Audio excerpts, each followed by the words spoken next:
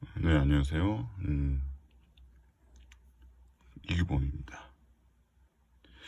지금 상황이 좋지 않아서 이렇게 직접 핸드폰으로 책을 찍고 있는데, 아마 뭐 다른 선생님들께서도 이렇게 하시는 거를 몇 번 봤어요.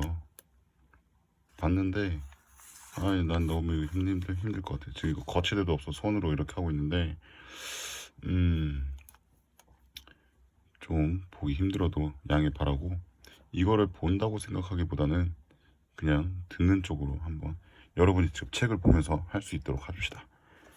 우리가 지난 시간에 이제 유전 현상과 이런 거에 대해서 한번 싹 훑어봤습니다.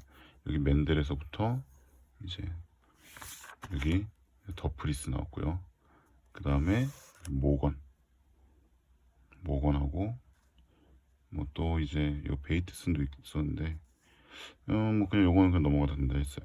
요거 우리가 그때 선생님이 한번 표 그려서 했었던 거 다른 반 안 한 반은 없었던 것 같아요. 5번 다 했고, 그 다음에 여기에서 이제 그 핵산이 유전 물질임을 증명하다. 그리고 유전자의 본체인 DNA의 구조를 밝혀내다. 여기를 이제 좀 간단하게나마 했어요. 간단하게나마 했는데, 음, 조금 혹시 몰라서 복습할 겸 한번 다시 같이 보도록 하겠습니다. 그리고 어떤 반은 여기 뒤에도 했는데, 여기 뒤에도 조금 이제 5분, 10분 만에 다 끝내버려가지고 혹시 몰라서 책을 보면서 한번 자세히 보도록 하겠습니다. 첫 번째로 이제 여기 분자 수준에서 밝혀내다 요건데요. 따로 뭐 필기할 건 없을 것 같습니다. 지난번에 선생님이 수업 시간에 썼던 뭐 여기다 쓰면 이상하겠는데 이런 거 별로 안 좋아하는데 그냥 뭐 이제 핵산 뭐 DNA 이거 화면 가려가지고 안 보이면서 쓰니까 글씨체 너무 엉망이네. 뭐 그리피스 뭐 에이버리 이렇게 나왔었고 뭐 이중나선 구조 이것도 이제 왓슨과 크릭인데 이거 안 보여가지고 써지는지 안 써지 약간 눈 감고 쓰는 거랑 비슷하네요. 왓슨과 크릭도 이제 이중 구조는 어떻게 나타났고 염기서열이었죠. 염기로 이중 구조다. 뭐 X선 회절로 나선 구조다. 이렇게 해서 두 개 합쳐가지고 이중 나선 구조다 이렇게 했어요. 이거 뭐 에이버리도 이거 형질 전환 요거 해가지고 뭐 했었는데, 그러니까 요거 이제 필기했었던 거 바탕으로 설명을 할 거기 때문에 뭐 그냥 간단하게 넘어가도록 하겠습니다. 그래서 모건 학파에 의해서 개념적이고 추상적으로 생각되는 유전자, 그러니까 결국에는 여기 앞에서 유전자라는 게 있을 것이다. 보면은 어디 있어?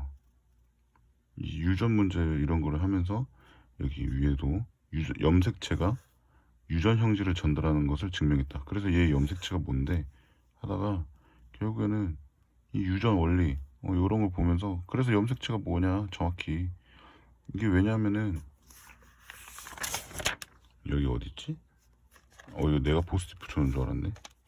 저는 책에 이런 거 안 붙여놓습니다. 여기 보면 이제 이 사람이 염료를 이용해서 세포를 염색한 결과 진하게 염색되는 물질이 있다고 했어요. 그러니까 진하게 염색되어 있는 물질, 즉 염색이 되니까 얘가 염색체구나 이렇게 아는데 정작 그게 정확히 뭐냐는 거죠. 그래서 이게 개념적이고 추상적으로 유전자가 있다 정도까지만 알았었는데 이제 그 염색체 안에 이렇게 색칠된다는 걸 알았고, 이 염색체 안에 유전자들이 설마 우리까지 알아내겠어 이러고 있는 거 보이죠? 예.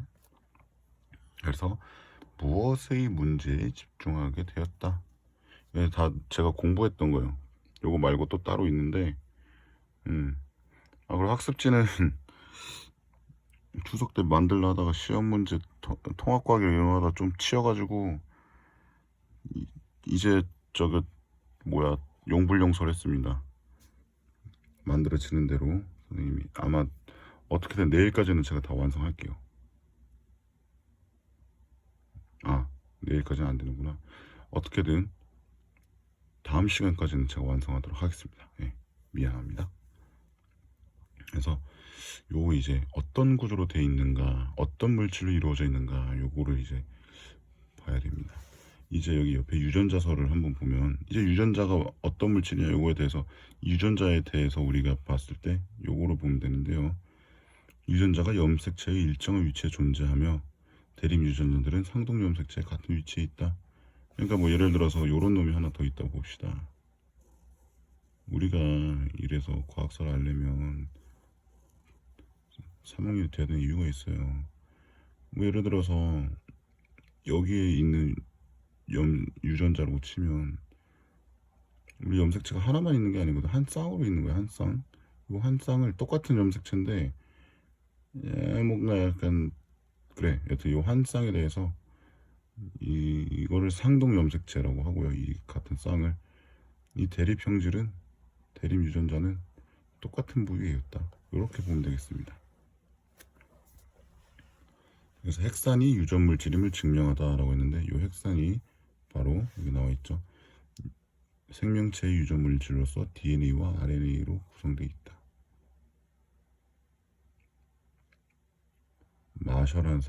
미셔라는 사람이 백혈구에서 처음 발견했다 하네요. 이런 것도 왠지 시험 범위가 좁아졌으니까 자세하게 바라봐야 될 필요가 있을 것 같습니다. 그래서 그리피스는 폐렴 쌍구균을 이용한 형질 전환 실험으로 이것도 요거 자체를 선생님이 외우지 말라고 했는데 이거 지금 시험 범위가 우리 어디까지야? 여기까지라서 조금 애매해요. 요거 자체가 어떤 과정인지를 물어보지는 않겠지. 하지만 이게 요걸 이제 알아야 될 것 같아요. 유전자의 존재를 확인했다는 거예요. 이 실험을 통해서. 그래서 다시 한번 요거는 정리를 해봅시다. 선생님 잠깐만 봐봐. 내가 이거 종이를 보고 쓰면은 어떻게 쓰냐면 자세도 지금 쭈그리고 엎드려 있어가지고 그 뭐라 해야 돼? 고양이 자세?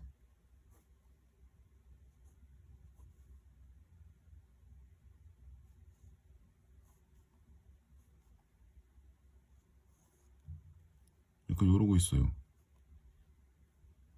그래가지고 허리가 꺾여 있어요. 이렇게 으악 하면서 지금 허리가 아픕니다. 빨리 끝내고 싶어요.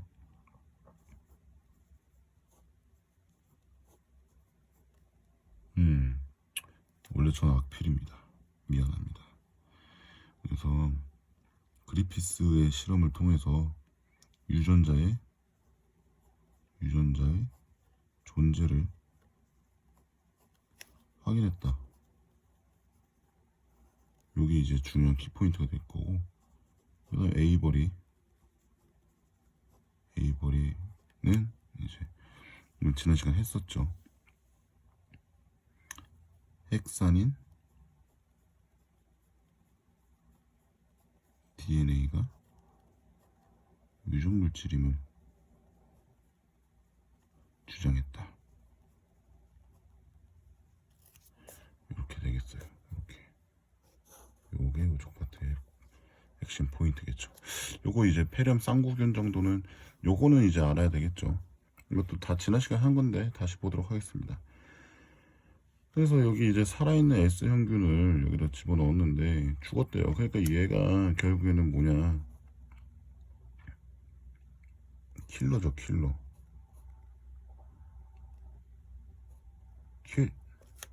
살아있는 R형균을 넣었더니 에휴 하고 살아있어요. 근데 죽은 S를 넣었더니 당연히 살아있다는 걸 보면, 요거까지를 보면은 이제 우리가 이 녀석이 죽이는 것임을 추측할 수 있겠죠. 귀추법을 통해서. 근데 요거를 같이 넣으니까 죽었어요. 그리고 S형균은 분명히 원래 죽어 있어야 되는데, 이렇게 죽어 있어야 되는데 여기 어떻게 돼 있죠? 살아 있어요. R형균은 없어졌죠. 즉 다시 말해서 죽은 S형, 살아있는 R형을 둘이 합쳐져서 살아있는 S형이 나왔다. 이렇게 볼 수 있겠죠. 요 실험. 폐렴은 어떻게 막을 수 있을까? 그런데 죽은 폐렴이 어떻게 다시 살아나게 어떻게 된 걸까? 이러면서 이제 그리피스가 연구를 했겠죠. 그래서 이제 에이버리가 영향을 받았다. 그건 여기 나와 있습니다. 록펠러 연구재단에 에이버리에게 영향을 미쳤다. 그래서 에이버리는 이 실험을 통해서 DNA가 유전물질임을 주장했다. 이 실험은 그리피스 겁니다. 참고로 해야 돼요. 그래서 이제 생명체 유전 정보는 매우 복잡할 것이고 4개의 염기서열만으로는 구성되는 핵산과 같은 단순한 물질에 담겼을 리 없다고 생각했어요. 요 4개의 염기서열이 뭐냐? 바로 우리가 지난 시간에 했던 요 녀석이죠. 요 녀석. ATGC. 요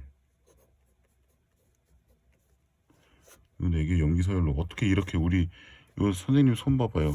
저 개똥같이 생겼잖아요. 이거를 이 4가지 염기서열이 어떻게 만들어내냐는 거예요. 근데 이렇게 이 핵이 있어요. 이 핵은 뭐냐면 핵산이 유전물질이다 라는 그거겠죠. 그거 이제 보호대가 있을 건데 러커토시입니다.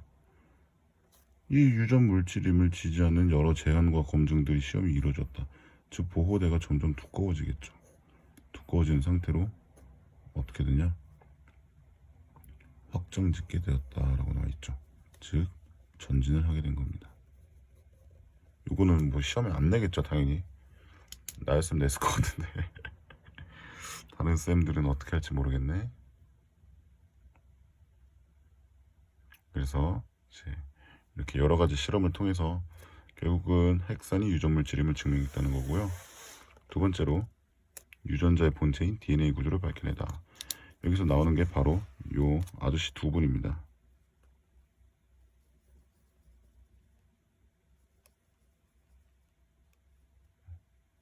오, 완전 멋있어.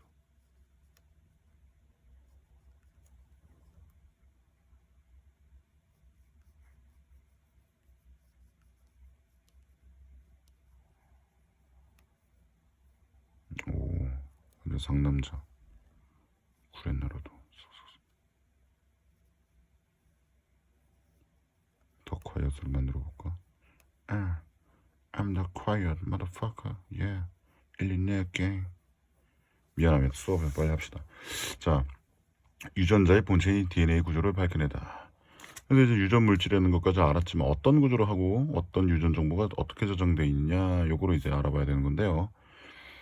여기서 이제 왓슨과 크릭이 나오죠. 이것도 지난번에 다 했던 겁니다. 이렇게 나오는데 뿐만 아니라 사실 윌킨스라는 사람도 있어요.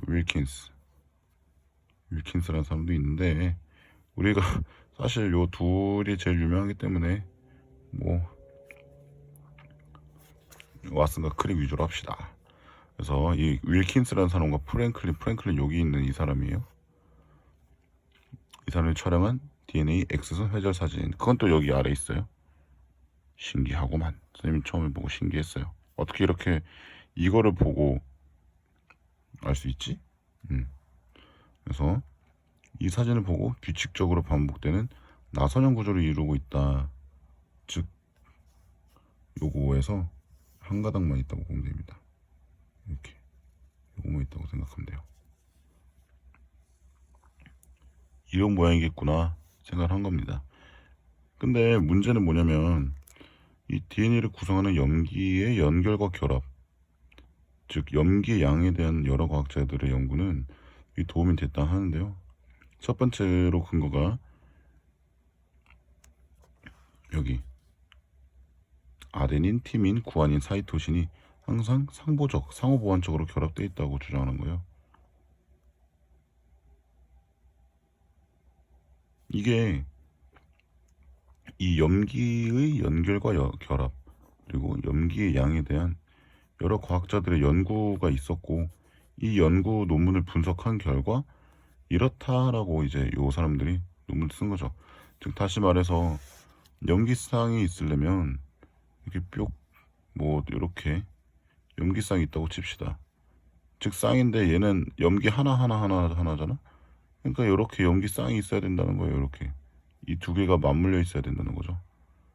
즉 어떻게 돼 있냐? 얘가 이렇게 이중 나선 모양으로 구성이 되어 있어야만 항상이 중요한 단어입니다. 여기서 항상 연결돼 있다. 그래서 원래 시험 문제 같은 데서 뭐 항상 뭐뭐하다, 무조건 뭐뭐하다 하면 약간 틀린 건데, 야, 아닙니다. 항상 상보적으로 결합하고 있어요. 그러니까 이중나선 구조로 이렇게 돼 있는 거죠. 그래서 유전과 염색체 연구에서 수십 년간 축적되어 온 모든 지식이 잘 맞아 떨어졌대요. 여기서 말하는 수십 년 동안 축적되어 온 모든 지식은 요 앞에 것들도 다 포함되겠죠. 여기 있는 것들도. 그래서 생명체가 가지고 있는 고유한 특징 중 하나인 생식, 우리가 요거 여기 부분 있죠. 여기 보면 뭐라 나와 있어요. 생식 세포는 중요한 매개물이 단지 하나의 세포라는 사실과 관찰과 그것이 유일한 유전 정보의 전달자, 즉 생식 세포가 유일한 유전 정보의 전달자라고 이해를 했었는데, 정확히는 이 DNA를 포함하고 있다는 거죠. 그래서 이 생식 과정에서도 DNA 복제로 설명할 수 있었다라는 게 이제 요게 키포인트가 되겠습니다. 즉 다시 말해서 분자 수준에서 바라볼 수 있다는 거죠. 그래서 이로써 우리는 유전자의 본체가 무엇이며 그것이 어디에 위치해 있고 어떻게 전달되고 어떤 구조로 존재하는지 알게 되었다. 이렇게 마무리가 되는 겁니다. 두 번째로 인간의 유전체를 해독하다인데요. 하기 전에 퀴즈를 하나 내도록 하겠습니다. 이 유전체를 영어로 뭐라 쓸까요? 유전체가 뭘까요? 정확히 다시 해줄게요. 오늘의 출석과제입니다. 유전체가 무엇인지 쓰세요. 요거 쓰세요. 요걸 써야 돼. 요거 게놈이 뭔지, 야 이 게노마가 뭔지, 이게 출석과제입니다.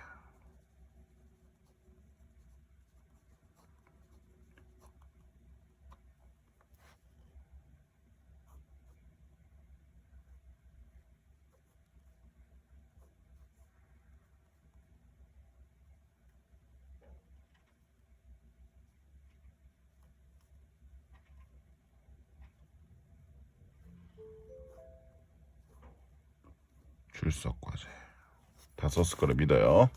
자, 그러면 이제 본격적으로 다시 들어가 보도록 하겠습니다.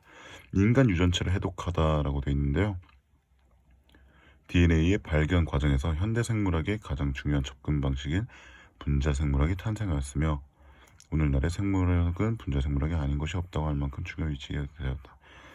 포유류를 연구하든 조류를 연구하든 유전학을 연구하든 뭐를 연구하든 간에 분자로서 세세하게 파고든다면 더할 나위 없이 좋겠죠. 그러니까 분자 생물학은 당연히 베이스를 합니다. 근데 보면 앞에서도 X선의 회절 사진 뭐 이런 게 나와 있겠지만, 이 분자 생물학을 함으로써 물리학적인 아이디어로 바라볼 수 있는 것도 알아야 돼요. 특히 록펠러 재단이라는 것은 석유에서 봤습니다.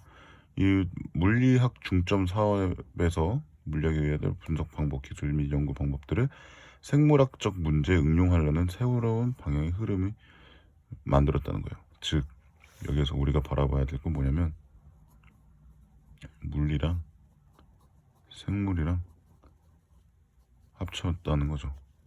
지금 우리가 생각하는 생명공학의 시초라고 보면 되겠습니다. 그래서 분자 생물학은 이 유기체주의에서 추구하던 생명체만의 신비주의나 자연사 전통의 모습을 탈피해서 세상을 관찰 가능한 사물들의 집합으로 이루어져 있다는 환원론과 기계론적인 모습을 가지고 있다라고 얘기를 하고 있습니다. 즉 다시 말하면 분자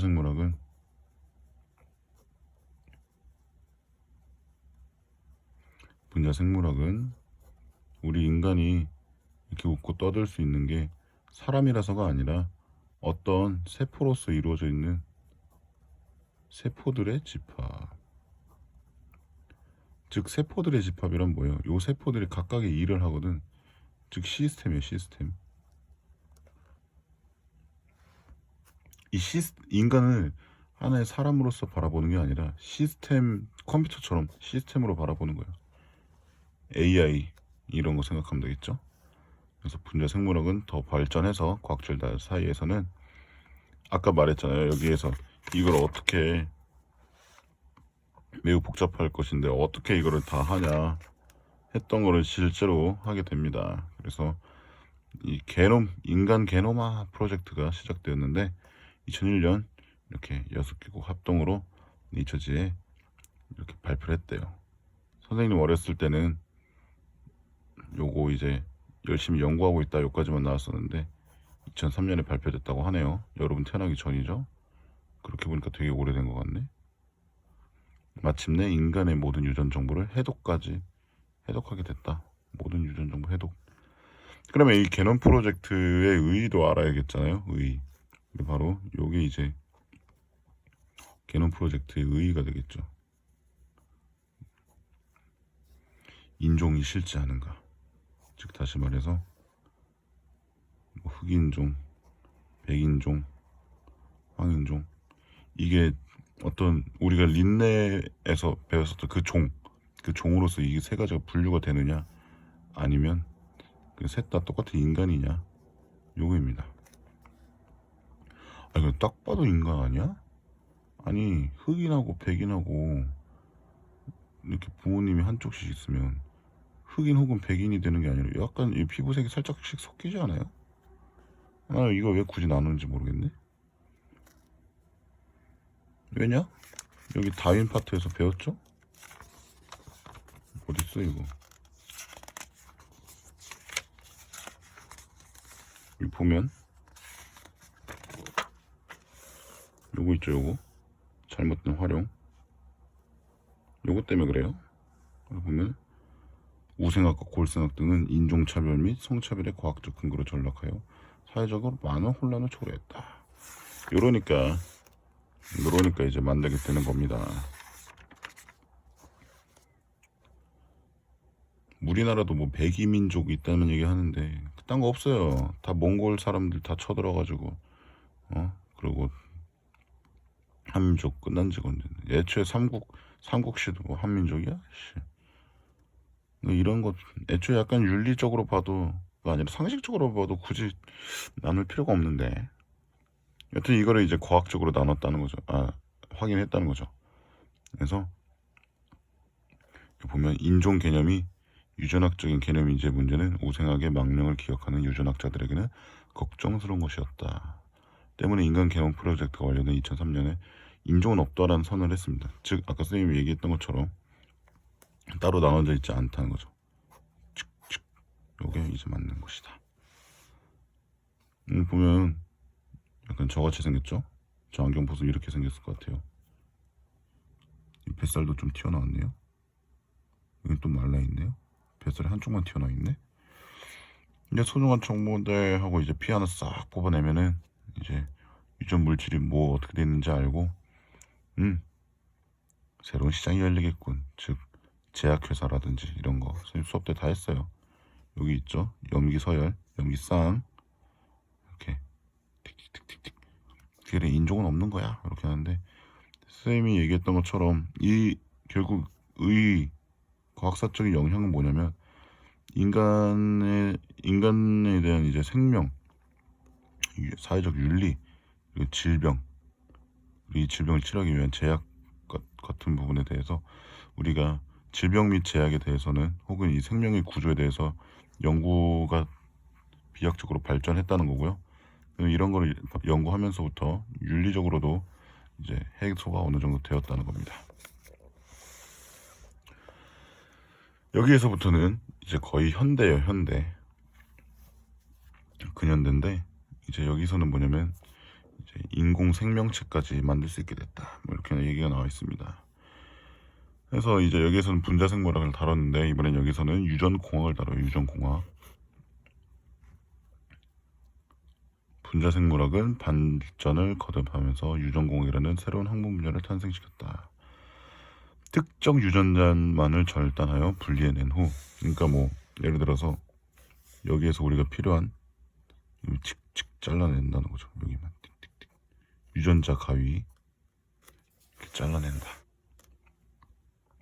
낸 후 박테리아에 재조합시켜서 특정 유전자만을 다량으로 얻어낼 수 있는, 즉 절단해서 얘만 복제하는 거죠. 그러니까 요거 전체를 다 할 필요가 없잖아. 이게 바로 유전자 재조합 기술이죠. 그래서 다양한 질병 치료 물질들이 재조합 미생물로부터 생산되었다.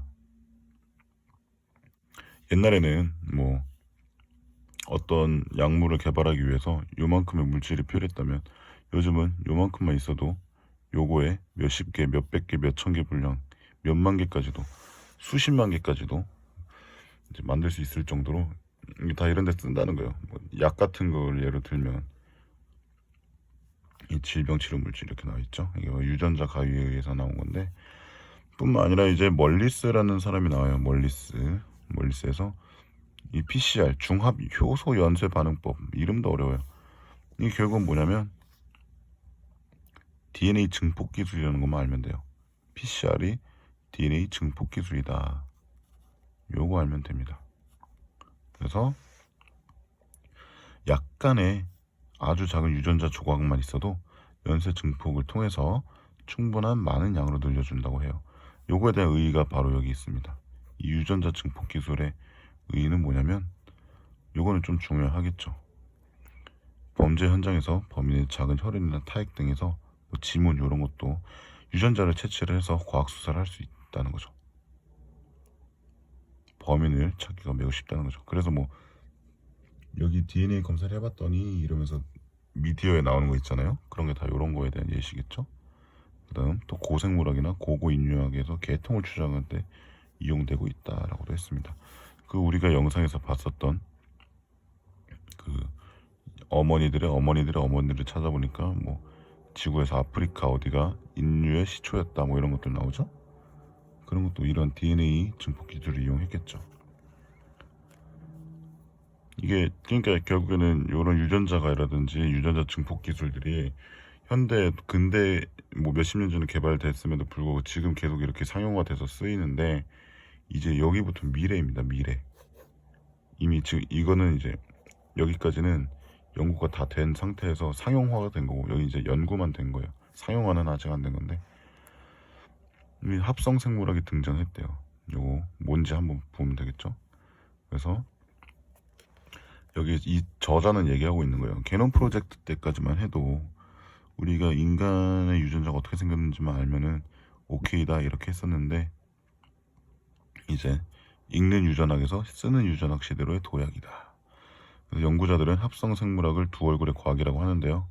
왜냐하면 여기 친환경 대체료를 생산하는 미생물을 만들어 보자 해서 이걸 만들면 좋잖아. 그래서 어떤 A라는 기업이 이런 걸 만들었어요. 근데 이걸 약간 다른 목적으로 빼돌려 가지고 친환경 대체 연료를 생산하는 미생물이 아니라 이제 인체에 해로운 연료를 뭐 공기를 만드는 미생물을 만들어는 거지. 그러니까 뭐 화학 테러라고 볼 수 있죠. 화학가스 테러, 독극물 같은 거 있죠. 해골입니다. 그러니까 결국에는 이런 좋은 것도 만들 수 있지만 안 좋은 것도 만들 수가 있다는 거예요. 양날의 검이라는 거지, 이런 거에서. 그리고 또 생태계 교란도 이루어질 수 있는 거예요. 그래서 미국 정부는 이런 우려를 나타내면서 200개 이상의 염기성 유전자를 합성할 때에는 생명공학 기업들이 스스로 감시망을 가동하도록, 야 니네 이런 거 혹시 만드는 거 아니야? 이러면서 이제 볼 수 있도록 지침을 만들었대요. 이 부분에 대해서는 좀 얘기하고 싶은 게 많은데 넘어가도록 하겠습니다. 시험이랑도 관련도 없고, 약간 윤리라든지 경제, 정치, 군사 이런 게 다 얽혀 있는 거거든요. 이것만 해당되는 게 아니라 요게 제일 큰 이유겠죠. 그래서 유전자 합성을 주문하는 고객 신원을 확인하고 위험한 유전자 정보를 모으는 데이터베이스와 연동해 주문 내용의 안전성을 확인하게 한 것이다. 세계 생명공학 기업들도 현재 업계 자율의 지침을 마련 중이다. 해서 우리가 윤리적으로 아까 여기 옆에서 배웠던 여기에서처럼 윤리적으로 이상한 DNA를 이제 방지할 수 있도록 노력을 하고 있다라는 겁니다. 여기까지가 이제 시험 범위인데 한번 또 혹시 몰라서 다시 한번 짚어봤어요. 그래서 이거는 이제 모든 반이 진도가 거진 다 마무리가 되었기 때문에 이렇게 끝내도록 하겠습니다. 마무리 요런 거. 이 시험 공부할 때 과학사 딴 거 필요 없어요. 요게 요런 거 다 뜻이 뭔지 뜻, 원리, 뭐 의의 요런 것들, 뭐 한계점,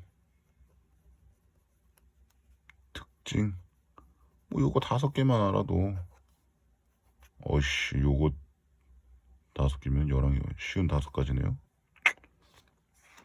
이게 근데 모든 11개가 다 이 5개를 다 갖고 있네. 좀 힘들겠네요. 여기 쌤이 보라고 했는데 혹시 까먹었을까봐 학습과제로 이렇게 얘기를 했었지만은 안 한 번도 있었나? 모르겠네요. 학습과제 요거 한번 쫙 읽어보고 여기서부터 여기까지 쫙 읽어보고 학습과제 뭐냐면 이걸 읽으면서 깨달은 점,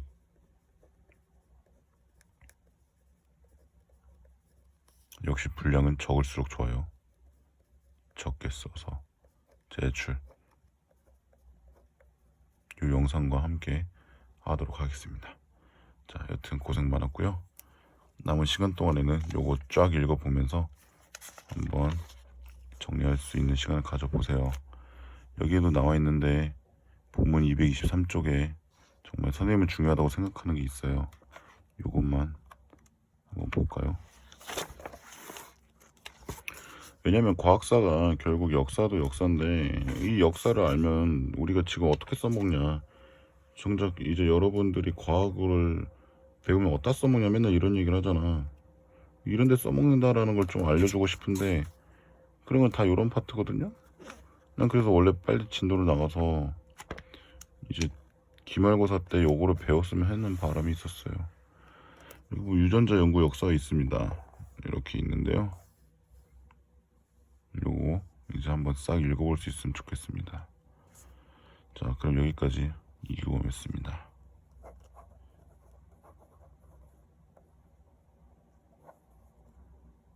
자, 그러면 쭉